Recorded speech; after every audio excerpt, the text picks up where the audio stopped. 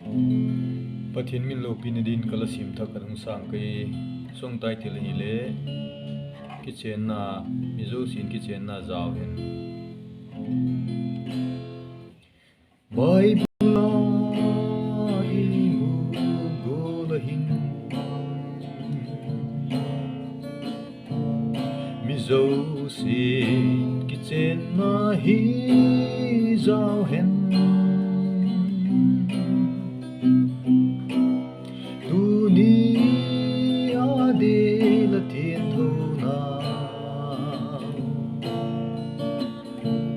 kahun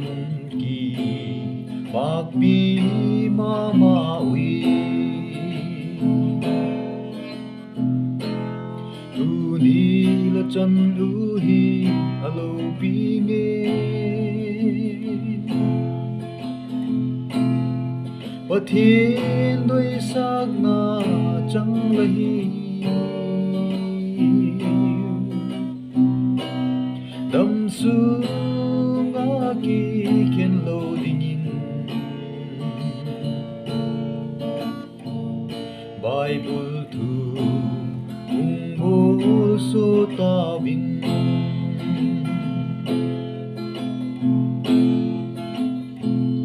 gilaga lalpa malsom na Pathianin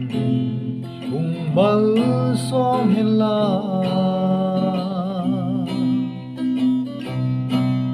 Christen in sum num sin pedi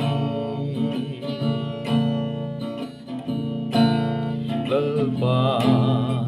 lamaun pui jing hen luni la chan luhi alo pinge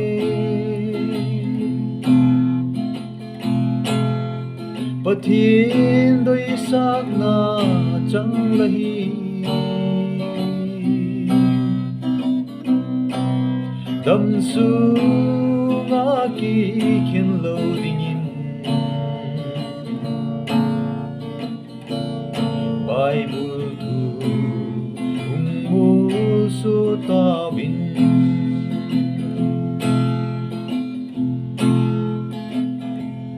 dam sung ko sak na hun te hin mangol hak sat na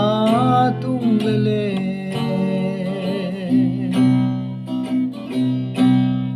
Pathian malaki tep na teo hemil lo in hum ginum zingun tuni la chan luhi alo pinge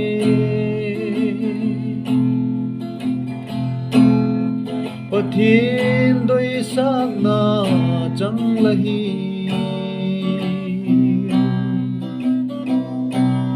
dam su nga ki